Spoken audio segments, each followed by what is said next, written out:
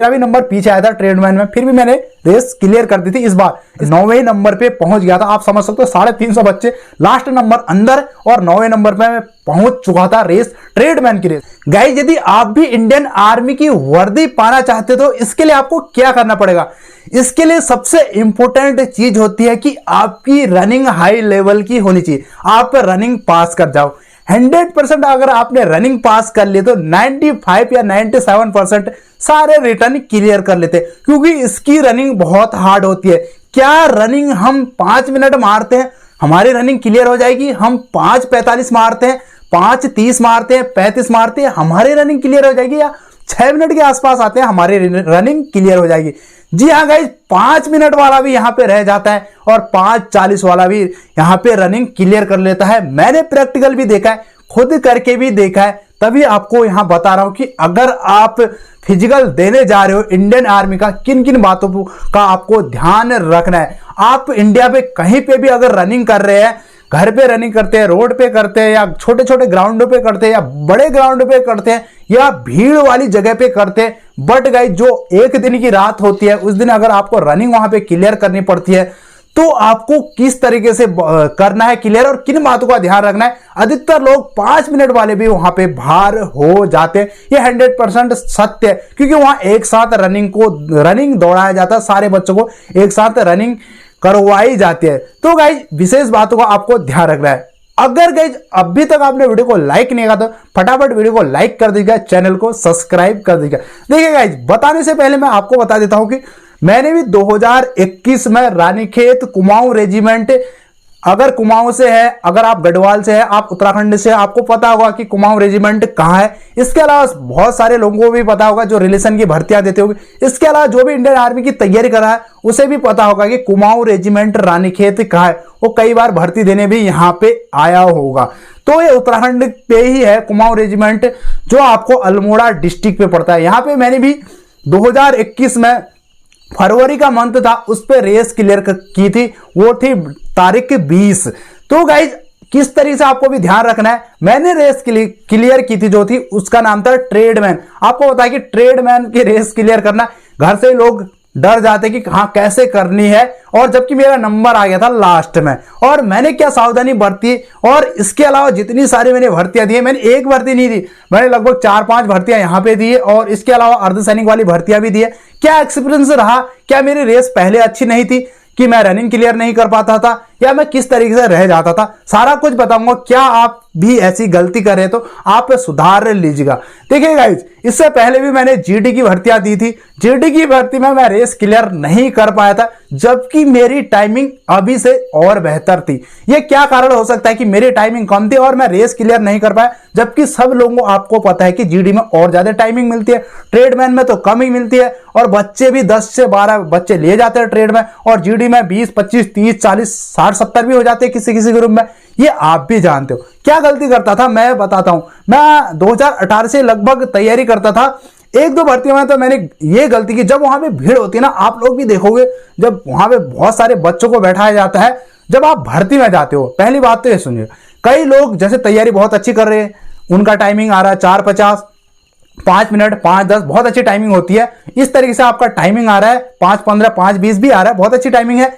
तो जैसे आप भर्ती में जाते हो, आप नर्वस हो जाते हो। जब आप बस में जाते हो, आप ऐसे एकांत में बैठे रहोगे, सोचते रहोगे। अब जब भर्ती के दिन वहां पे पहुंचोगे, वहां पे भी आप ऐसे आराम से इधर उधर करोगे। फौजी अब जब बोलेगा तब तो आपको याद आती है। तो आपको ये नहीं करना, आपको फ्रैंकली रहना है। आप भर्ती में जा रहे हो ना, बोलते हो जाओ आराम से, टेंशन नहीं लेनी है। जब हम इस बार कहे थे ना प्रैक्टिकल, बोलते जा रहे हैं, कोई मतलब नहीं है क्या होने वाला है, क्योंकि आधी डर यहां अंदर से भी होती है। अगर आप अंदर वाली डर निकाल दोगे ना, तो आपकी रेस वैसे भी क्लियर हो जाएगी। इसके अलावा आपको वहां पे कोई बोलेगा आपको, भाई मैं तो ग्राउंड में 4.5 मारता हूं, उनकी बातों को ध्यान नहीं देना। अगर आप यहां ध्यान दोगे, अरे भाई मेरा तो टाइमिंग 5:20 आता है, मैं तो इससे काट ही नहीं पाऊंगा, तो जो वहां पे बात करते हैं ना, मेरे रेस में एक भी बंदे नहीं थे 4:30 वाले, 4:50 वाले। जब मैंने ग्राउंड के अंदर जब रनिंग क्लियर की, एक भी बंदा नहीं मिला।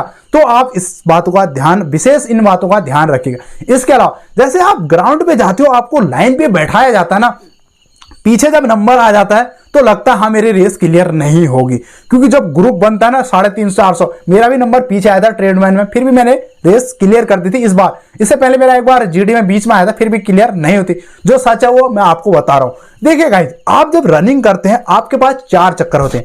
आप सोचते हो इंडियन आर्मी की रेस है, 1600 मीटर की रेस है, जरा सेकंड में खत्म हो जाएगी। अगर आपने कभी इंडियन आर्मी की रेस अच्छे से ऊपर से कहीं से देखी हो, आप देखना 2 चक्कर के बाद बंदे इतने हल्के लगते हैं जैसे उनकी ग्राउंड पे रेस नहीं हुई उससे भी ज्यादा हल्के हो जाते हैं। इसका क्या कारण है? देखिएगा, जब बंदे लाइन पे लगते हैं ना, पहले राउंड जैसे बच्चे होते हैं ना, कई ऐसे बच्चे होते हैं जो 1 हफ्ते तैयारी करते हैं, 10 दिन 20 दिन 30 दिन, इससे इंडियन आर्मी की रेस नहीं निकलने वाली है। 20-25 दिन, या तो नेचुरली उसकी रेस इतनी अच्छी हो 20-25 दिन से निकल सकती है, वरना नहीं निकलती है।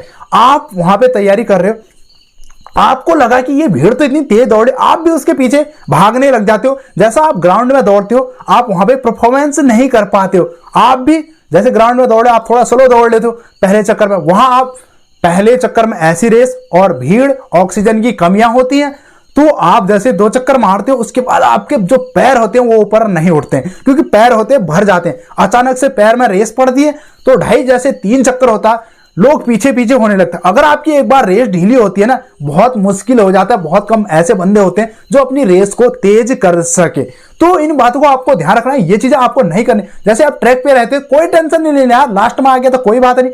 आप जैसे घर पे प्रैक्टिस करते थे ना, उस तरीके से आपको सोचना है। आपको पहला राउंड मारना है, उसी तरीके से आपको वहां पे गिरने से बचना है। बस पहले राउंड में मैंने भी ऐसे किया था, गिरने से बचा था। दूसरे राउंड पे भी गिरने, मेरे को 2 राउंड तक भी पता नहीं था कि मेरी रेस निकलेगी नहीं निकलेगी। तीसरे राउंड पे भी आपको ऐसे दौड़ते जाना है जैसे घर की तरह, क्योंकि आपको तीसरे राउंड से खुद लगने लग जाएगा। अगर आप पहले और दूसरे राउंड में इतना तेज नहीं भागे होगे तो आपको लगने लग जाएगा हाँ मैं किसी लोगों को काट रहा हूं। फिर आपको जोश भी आएगा अंदर से, आपको लगेगा हाँ मैं अच्छे अच्छे लोगों को काट रहा हूं।